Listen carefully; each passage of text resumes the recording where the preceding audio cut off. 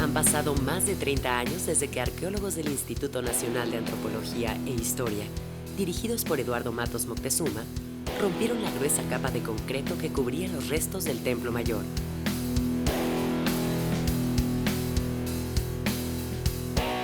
Con las excavaciones, salieron a la luz infinidad de materiales arqueológicos que permitieron recuperar fragmentos de nuestra historia.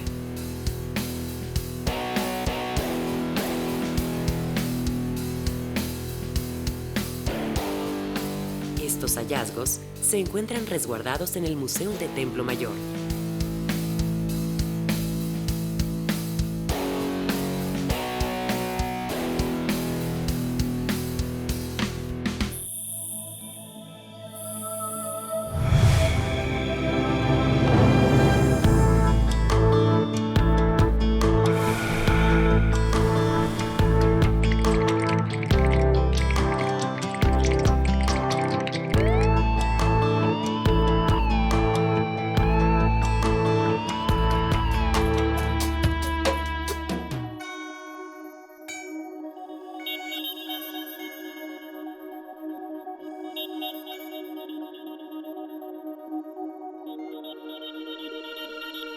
Mi nombre es Carlos Javier González González, actualmente soy director del Museo del Templo Mayor.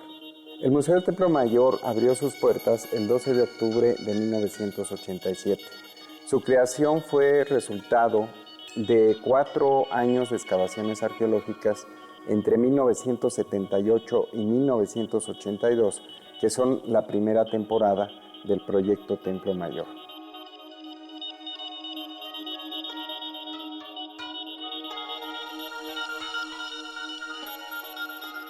La gran colección arqueológica encontrada en estas excavaciones fue lo que llevó a la creación de este museo con el fin de exhibir este acervo, de hacerlo accesible al público.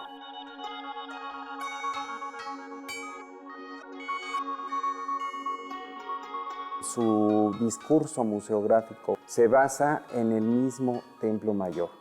¿Qué ocurría en el Templo Mayor? Era el templo principal de los mexicas, su fachada principal veía hacia el poniente y tenía en realidad 2 capillas o templos en este gran basamento, en su parte superior. El templo o capilla del lado sur estaba dedicado a Huitzilopochtli, que era el dios principal de los mexicas, un dios solar vinculado con la guerra, y el templo o capilla del lado norte estaba dedicado a Tlaloc, el dios de la lluvia. Las 4 salas del lado sur, que es de la 1 a la 4, están dedicadas a Huitzilopochtli, al tema de la guerra, al tema del tributo que se obtenía a través de esta actividad militar fundamentalmente. Y las 4 últimas salas, es decir, de las 5 hasta la 8, ubicadas en el lado norte, están dedicadas a Tlaloc, el dios de la lluvia, y a temas vinculados con la fertilidad, con el aprovechamiento de recursos naturales por parte de los mexicas.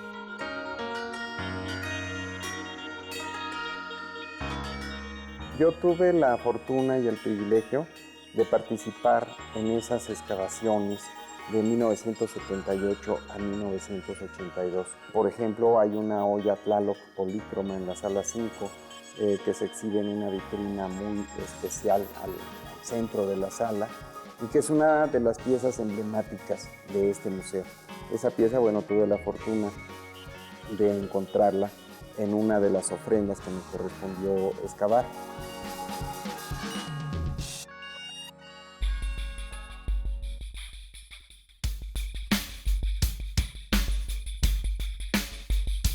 En la cosmovisión de muchas culturas mesoamericanas, el agua podía ser el elemento creador o la fuerza destructiva, y de la indisoluble relación con el vital elemento provenía la fortaleza económica, cultural y militar.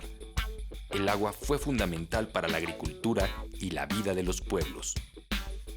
Cuenta la tradición recogida en los códices que, guiados por el dios Huitzilopochtli, a fines del siglo XIII, los mexicas, también llamados aztecas, emprendieron desde el mítico Aztlán una larga peregrinación hasta el sitio donde habrían de establecerse y fundar su ciudad capital, Según las crónicas indígenas, el lugar que encontraron en la cuenca lacustre de México les recordaba aquel otro lago que rodeaba la isla de Aztlán, que en náhuatl significa lugar de garzas. Para los mexicas, el concepto de pueblo o ciudad estaba relacionado con la palabra atl, que significa agua. Pueblo en náhuatl se dice atepetl y se compone de las palabras atl, agua, y tepetl, cerro. Este concepto está relacionado con la necesidad de tener agua para satisfacer todas las necesidades de los pueblos. Según algunas tradiciones, existió un cerro primigenio de donde salía el agua. Tlaloc, el dios de la lluvia y fertilidad, tenía un sitio privilegiado en el Templo Mayor de Tenochtitlan, lo que indica la relevancia que los mexicas le daban a la producción agrícola, al agua y a la lluvia. El uso y aprovechamiento de los recursos hídricos permitió a los antiguos mexicanos establecer la cultura lacustre más avanzada de Mesoamérica. En las chinampas, parcelas como islotes que se construían en los humedales, se podía cosechar hasta 3 veces al año. Este sistema de cultivo era fundamental para la vida de los habitantes y por los canales se transportaba toda clase de insumos, incluso piedras enormes para tallar esculturas.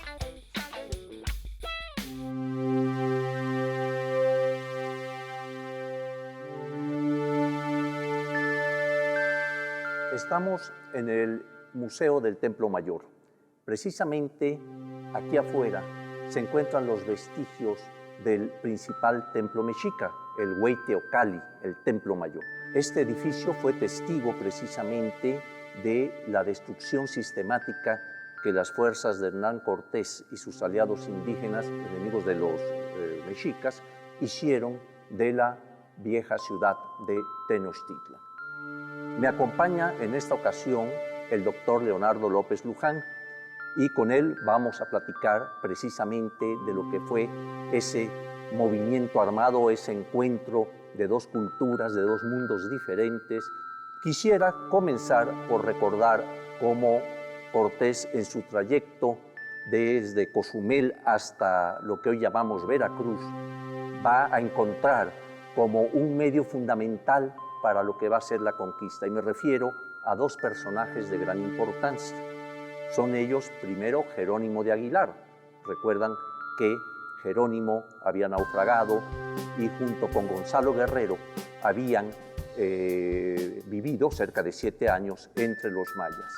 Encuentran más adelante a la Malinche, quien también hablaba varias lenguas mesoamericanas. De esta manera, ellos dos van a tener un papel fundamental. Llegan así, pues, a costas de Veracruz. Allí encuentran a los totonacas, que de inmediato se van a quejar de que están siendo sometidos y que tienen que pagar un tributo al señor Moctezuma, que radica en la ciudad de Tenochtitlan. Y en ese momento, pues, Cortés decide encallar las naves y dirigirse hacia el centro de México. Y va a dar comienzo, en pocas palabras, la guerra de conquista.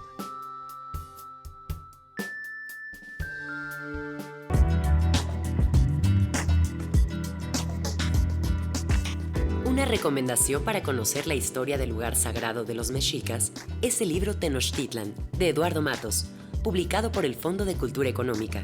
El autor habla de las características de la metrópoli que tanto impresionó a los conquistadores españoles. En las páginas de este libro podremos acercarnos al origen y terrible final de Tenochtitlan.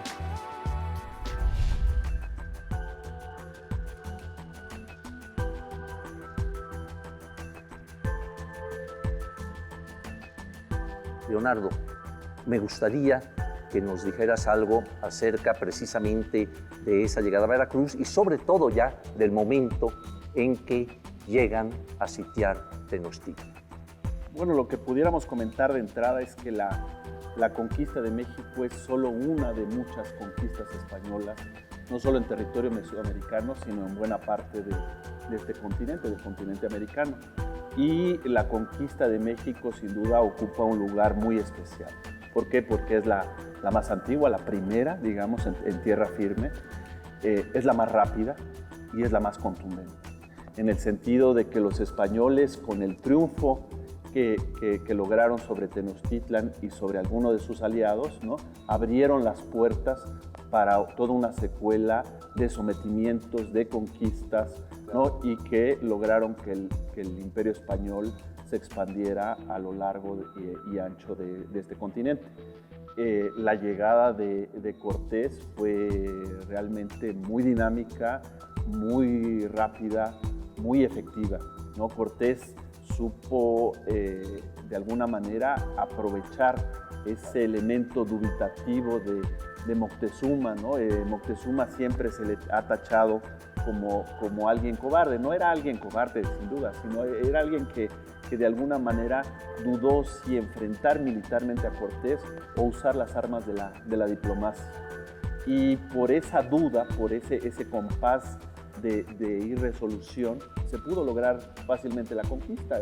Cortés aprovechó ese momento, actuó de una manera muy expedita, muy rápidamente y lo más importante, tú lo sabes bien, logró, ¿no?, hacerse de aliados que eran los enemigos y los sujetos de los tenochcas. Gracias a esa alianza que es el elemento fundamental con la población indígena, con la población mesoamericana, ¿no? Cortés logró la conquista con sus cientos de hombres. Eran unos cuantos españoles los que acompañaban a Cortés, pero no son ellos los que logran la conquista realmente, la coordinan, la comandan, pero son todos los indígenas que le voltearon la espalda a los mexicas encabezados por Moctezuma.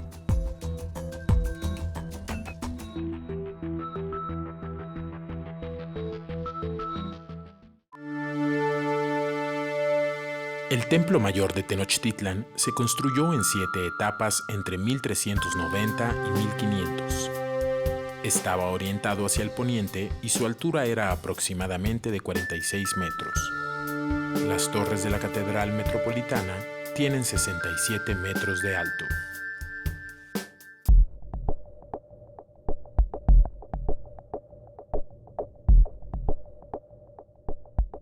El encuentro entre el capitán español y el joven tlatoani mexica, Cuauhtémoc, va a ser un momento también crucial de la conquista. Es decir, en ese momento es presentado Cuauhtémoc, prisionero, ante Cortés, y le dice: señor Malinche, he hecho lo posible en defensa de mi ciudad y ya no puedo más.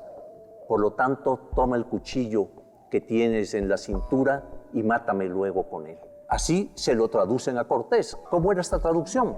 Había una triangulación de lenguas en que Cuauhtémoc obviamente hablaba el náhuatl, la Malinche, que hablaba el náhuatl y también el maya, se lo traduce al maya, a Jerónimo, y Jerónimo se lo traduce al español, a Cortés. Acuérdate que uno de los aspectos de los guerreros, ¿verdad? Y imagínate que era el gran capitán de las fuerzas mexicas, una vez que eran prisioneros, tenían que ser sacrificados para acompañar al sol. Y actuaba con una gran dignidad, ¿no? Exactamente.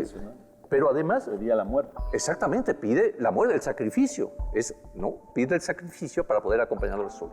Y Cortés lo perdona. Es decir, eso ha de haber sido una de las mayores afrentas para el gran guerrero, el que no se le permite cumplir su ciclo de acompañar al sol en su recorrido como todos los guerreros. Cortés actúa con un espíritu cristiano, sí, ¿no? Donde le da el perdón, ¿no? Exacto.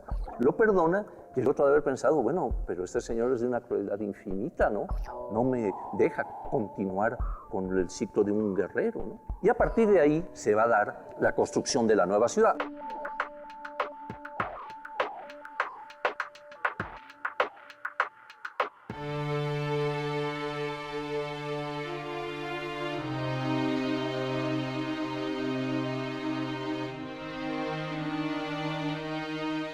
Este biombo es una obra anónima de fines del siglo XVII, pintada al óleo sobre tela, madera y metal, con 2 vistas o haces: la muy noble y leal Ciudad de México y Conquista de México.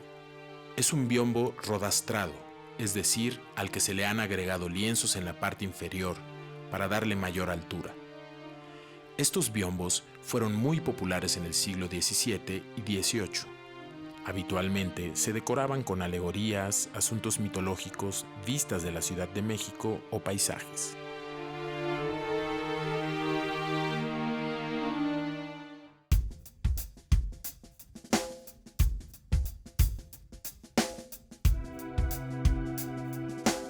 Leonardo, conocemos muchas fuentes que nos dan a conocer lo que fueron aquellos momentos de la conquista y de la erección de la nueva ciudad. Pero también hay quienes, entre ellos, nos dan una visión, digamos, desde el punto de vista indígena, es decir, qué fue la conquista a partir de ellos. Recuerdo, por ejemplo, el anónimo de Tlatelolco, el relato de la conquista, ¿verdad?, en donde se nos dice, pues, cómo fue, desde el punto de vista de ellos, este hecho, ¿no?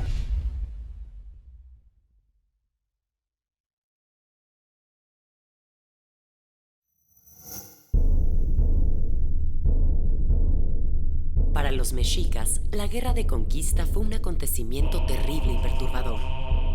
Hombres llegados de lugares desconocidos, montados en unas bestias que en un principio llamaron siervos, los sometieron con armas más poderosas que sus macanas, flechas y escudos de madera, y los obligaron a adoptar una cultura y una forma de vida totalmente ajenas.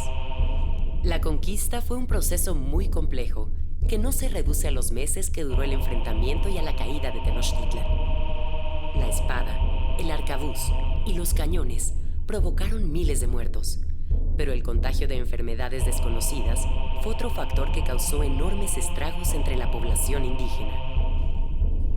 Aquellos hombres vencidos, acostumbrados a preservar en sus códices la memoria de sus antepasados, también dejaron constancia sobre los hechos ocurridos durante la conquista. Hay un libro que recopila todo esto y que es de la autoría de Miguel León Portilla y en donde el padre Ángel María Garibay también tuvo alguna participación. Sí, sin duda, uno de los grandes clásicos de la historiografía mexicana es La visión de los vencidos, ¿no? Este libro que aparece en 1959, es decir, ya tiene más de medio siglo de aparición, que fue editado y que ha sido un éxito en todos los sentidos, ¿no? Y es un éxito que es obviamente explicable, ¿no? Está traducido a todos los idiomas. Como a 16 lenguas, creo. El otomí y el esperanto, ¿no? Sí. Es un libro realmente, es una joya. ¿Por qué es una joya este libro, como bien decías, recopilado por Miguel León Portilla y que tiene traducciones espléndidas del padre Garibay? Su éxito se debe precisamente a que da la visión que no era conocida, le da la voz al vencedor. ¿Y qué recopila? Bueno, muchas obras, pero ya has mencionado los anales de Tlatelolco, los cantares mexicanos, y algo que es muy importante, la máxima de las joyas, parte del libro 12 del Códice Florentino, ¿no? De las recopilaciones que hizo Fray Bernardino de Sahagún en Tlatelolco, ¿no? Y donde le narraron de principio a fin toda la conquista, pero no desde el punto de vista, ¿no?, español, de Cortés, de Bernal Díaz o de tantos otros, sino desde el punto de vista indígena. Y nos hablan con dramatismo de qué es lo que sucedió. Por eso, ¿no?, este libro ha tenido tanto impacto, porque llega a complementar, ¿no?, de una manera realmente sorprendente y dramática lo que sabíamos de la conquista desde otra perspectiva.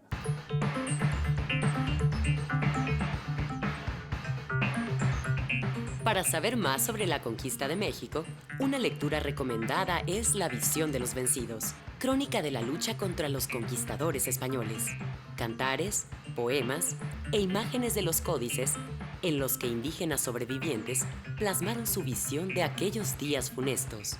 La versión de los textos nahuas fue realizada por el especialista José María Garibay y recopilados por el antropólogo e historiador Miguel León Portilla. Un libro clásico reeditado constantemente por la UNAM y disponible en cualquier librería.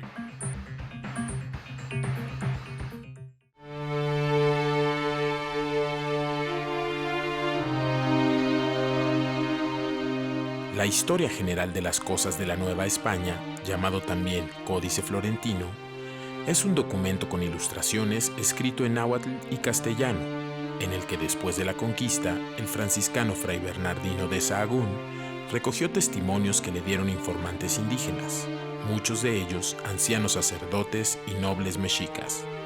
Esta recopilación legó para la posteridad información muy valiosa sobre la organización social, cultural y religiosa de los antiguos mexicanos. Se conoce como Florentino porque el original se encuentra resguardado en la Biblioteca Medicea Laurenciana de la ciudad de Florencia, Italia.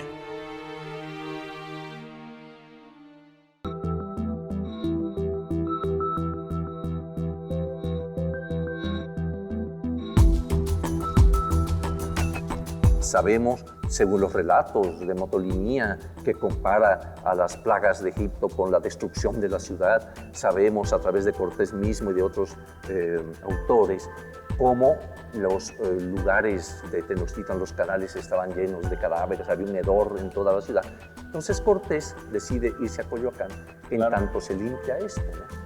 Y él se retira con todos sus hombres, ¿sí? y va a tierra firme, ¿no? Exactamente. Y es en tierra firme donde él planea, ¿no? Y toma la decisión que también fue crucial, sí, de fundar la nueva ciudad, la nueva capital, no en los lugares donde otros le proponían, el mismo Coyoacán, en Texcoco, en Chalco, es decir, en torno al lago, sino él toma la decisión de hacerlo en Tenochtitlan. Exacto. Es una decisión importantísima, muy personal, que después se le recrimina, y él toma en cuenta como elementos fundamentales, uno, fundar la ciudad en Tenochtitlan porque era un lugar estratégico a nivel militar, en la isla, bien protegida. Dos, hacerlo en un lugar que era el centro de centros, le preocupa la centralidad.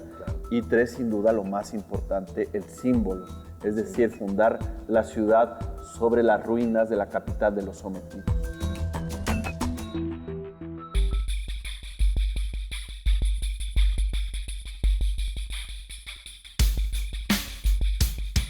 Mi nombre es arqueólogo Raúl Barrera Rodríguez, responsable del programa de arqueología urbana del Museo del Templo Mayor del INAH. Este programa fue creado por el profesor Eduardo Matos Moctezuma. Después de la excavación del proyecto Templo Mayor, que se efectuaron entre los años de 1978 a 1982, se presentó la necesidad de continuar con las investigaciones de esta área del centro histórico de la Ciudad de México. En particular, el programa de arqueología urbana trabaja el área que comprendió el recinto sagrado de Tenochtitlan. Son alrededor de 200 años de época prehispánica que estudia el programa de arqueología urbana. De acuerdo a las fuentes históricas, Fray Bernardino de Sahagún, en su obra Historia General de las Cosas de la Nueva España, él menciona que había alrededor de 78 templos. El Templo Mayor es el edificio principal, el centro del universo, ¿no?, mexica. Trabajar en una zona urbana yo creo que es de los retos más fuertes y más grandes a los que uno se enfrenta, ¿verdad? Porque recordemos que la Ciudad de México está asentada en un lecho lacustre, entonces el centro de la ciudad se hunde. Andando aquí en el centro de la Ciudad de México, se pueden ver cosas muy interesantes. Por ejemplo, andar en las calles de Argentina, Moneda, vemos ciertas elevaciones como una joroba. Eso en realidad puede ser un basamento prehispánico. Al caminar sobre la calle de Guatemala, sabemos que atrás de la catedral, exactamente ahí se encuentran los restos del juego de pelota. Las ventanas arqueológicas son importantísimas porque son ventanas al pasado. La primera ventana arqueológica es la que excavó Leopoldo Batres. Se encuentra en la casa del Marqués del Apartado. Se trata de una escalinata y dos esculturas. Una es una Ciucoatl, una escultura enorme que ahí encontró. Él dice que es una cabeza de serpiente. Y un ocelot, un jaguar, una escultura bellísima. Debajo de la Catedral Metropolitana, en el Sagrario, se encuentran los restos del Templo del Sol. Nos damos cuenta que es posible que los vestigios del pasado se puedan integrar al presente. Cuando hay la posibilidad, nosotros consideramos que es vital que la gente pueda disfrutar y conocer estos vestigios.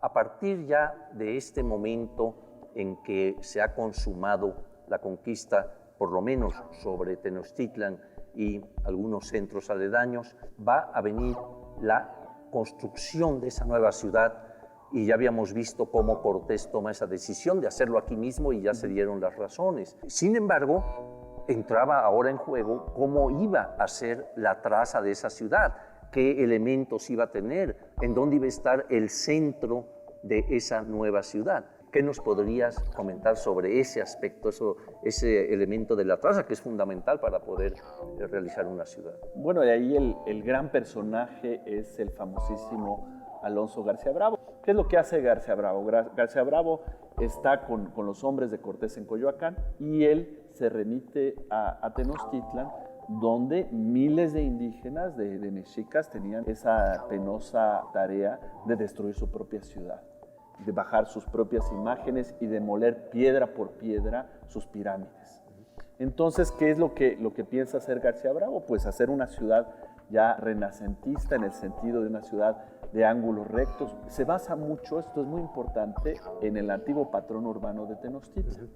¿Qué es lo que hace? Fundamentalmente, las 4 grandes calzadas que por los 4 puntos cardinales confluían en el recinto sagrado, él las prolonga de manera que se intersecten, ¿no? Por ahí Manuel Toussaint dice que queda así crucificado el Templo Mayor.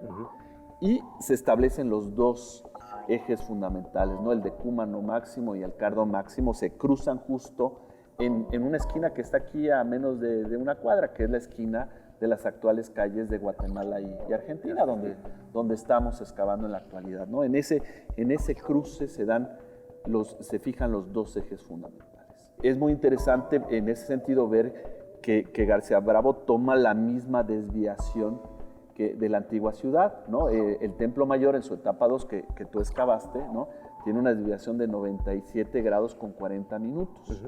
Y esa misma desviación, si tú la mides, la tiene hoy día la calle de Donceles y la calle de Guatemala. ¿Qué quiere decir? Que García Bravo reprodujo los mismos ejes. Claro. Se basó además en la posición de 3 elementos fundamentales: las casas viejas, es decir, el Palacio de Axayácatl, donde hoy día se ubica el Monte de Piedad, y justo del otro lado, las casas nuevas de Moctezuma, donde en la actualidad se ubica el Palacio Nacional. Tomó como centro fundamental la plaza de Tenochtitlan, donde tenía lugar el mercado, que es nuestro actual Zócalo. Sí.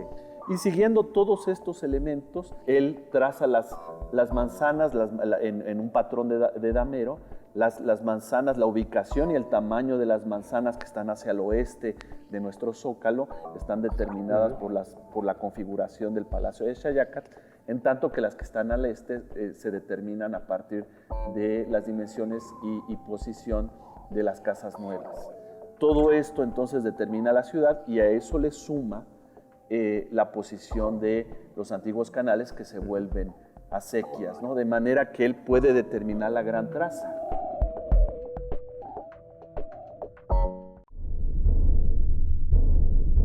Consumada la conquista y después de la destrucción de la ciudad mexica, los españoles obligaron a los antiguos mexicanos a construir la ciudad colonial con las piedras de lo que había sido su centro ceremonial. Numerosas tallas que representaban dioses, animales sagrados y otros símbolos fueron utilizadas por los españoles como elementos decorativos en los muros de sus edificios. Algunas de ellas han sobrevivido al paso del tiempo y es importante conservarlas.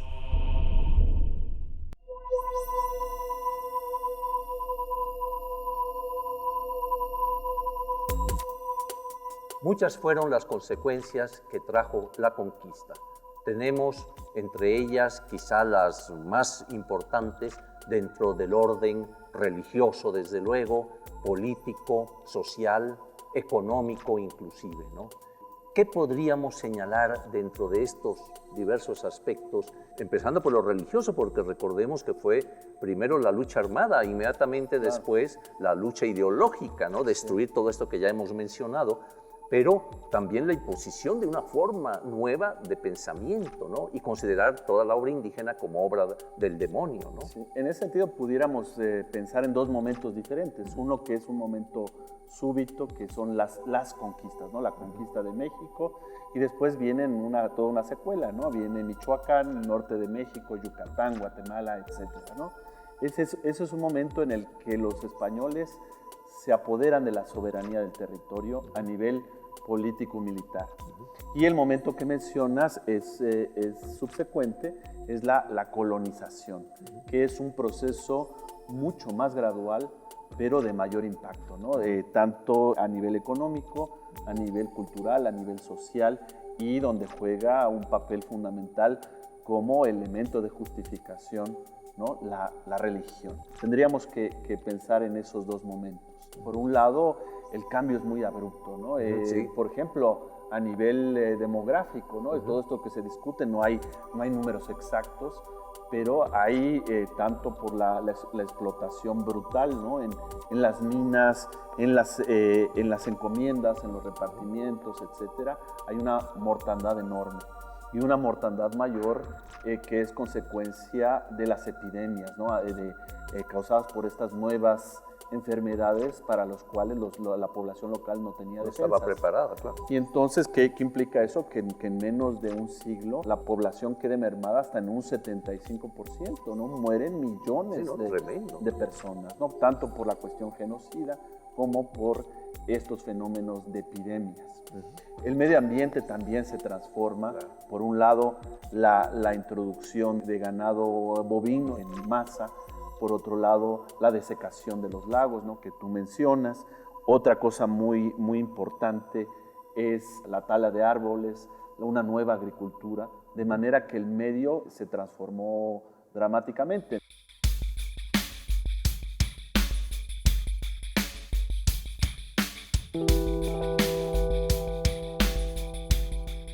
La primitiva Catedral de México fue una iglesia que mandó construir Hernán Cortés en la Plaza Mayor.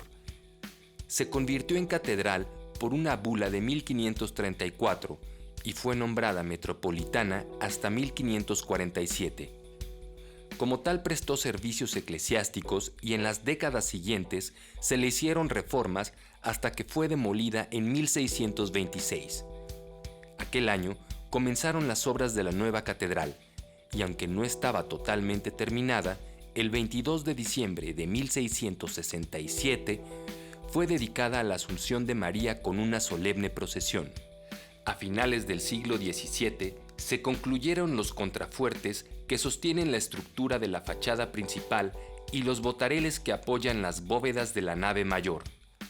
Durante el siglo XVIII se realizaron trabajos en el interior, pero la obra siguió inconclusa hasta que en 1813 el arquitecto Manuel Tolsá se encargó de diseñar y concluir las fachadas y campanarios. En 1972, los estudios de mecánica de suelos revelaron que la catedral presentaba un desnivel de 2.64 metros, por lo que las obras de recimentación comenzaron en enero de 1975. Junto con estos trabajos se fueron realizando otras obras de mantenimiento. En febrero de 1978, gracias al descubrimiento de la Coyolxauhqui, comenzaron las excavaciones del proyecto del Templo Mayor y trabajos de rescate arqueológico en la catedral. Considerada como una joya de la arquitectura colonial, la Catedral Metropolitana presenta elementos renacentistas, barrocos y neoclásicos. Su construcción se realizó prácticamente durante los 300 años del virreinato. Su planta arquitectónica en forma de cruz latina cuenta con 3 puertas de acceso desde el zócalo capitalino. La del centro solo se abre en ocasiones especiales. En torno al deambulatorio para los feligreses están distribuidas 14 capillas con diversas advocaciones, entre ellas la Virgen de Guadalupe, así como los altares principales. En el coro de estilo barroco hay 2 órganos monumentales: el retablo de los Reyes y la capilla real, realizados por el arquitecto Guillermo de Balbás. Están situados detrás del altar principal y tienen columnas barrocas recubiertas por chapa de oro que sirven de marco a diversas obras pictóricas. El retablo del altar del perdón, ubicado en la nave central, frente a la puerta jubilar, enmarca al Cristo del Veneno, uno de los más importantes objetos de devoción del templo. En el Sagrario Metropolitano, situado al costado oriente, se encuentra una de las fachadas churriguerescas mejor logradas de Latinoamérica. En contraste, el interior es bastante austero.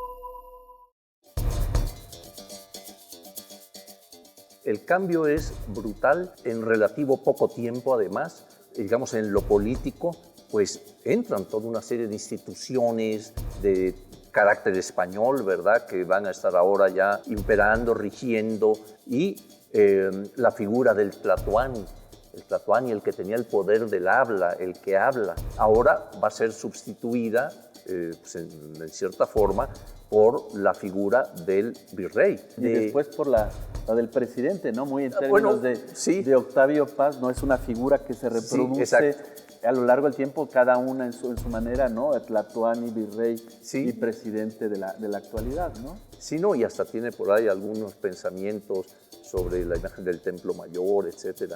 Recuerdo también cómo, fundando la escuela de Tlatelolco, también allí se va a preservar en cierta forma lo que son, por ejemplo, el aspecto de la herbolaria, ¿no? A través de códices que pintan, dándonos toda una serie de elementos. El mismo Sahagún pues, va a estar presente en muchos de estos lugares, etcétera, para irnos dando toda su visión del mundo indígena. Sí, de hecho, todos estos elementos de altísima civilización de época prehispánica, ¿no?, han llegado a nuestros días, ¿no? Tú lo has dicho en el caso de la herbolaria, pero así hay muchos casos más, entre ellos nuestra riquísima gastronomía, ¿no?, que en buena medida, bueno, ha sido una fusión, pero en buena medida heredamos de muchísimos elementos de aquellos tiempos, ¿no? Y por fortuna, ¿no?, el ser mexicano actual pues tiene esa raíz muy bien anclada, ¿no?, a nivel cultural, que se ancla en el México prehispánico y que también se ancla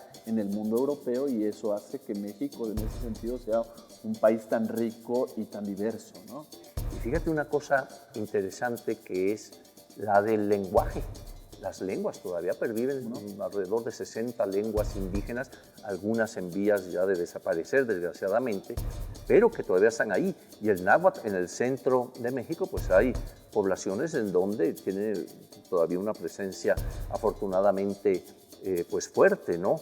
Yo en una ocasión le comentaba a un periodista y le decía, no, es que a veces no nos damos cuenta, digamos exagerando un poco, pero que estamos hablando en náhuatl. Cuando tú dices, oye, pásame el mecate, ¿verdad?, pues viene de un término náhuatl, ¿no?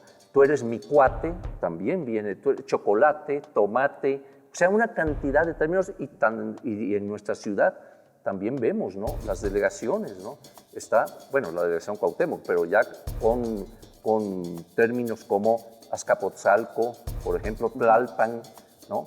O sea, una cantidad de términos en náhuatl que todavía perviven. Entonces, pues, hemos visto, quizá abuelo de pájaro, pero con toda esta información que nos dan las fuentes, que nos da la arqueología, lo que fue una ciudad como Tenochtitlan, lo que fue su destrucción.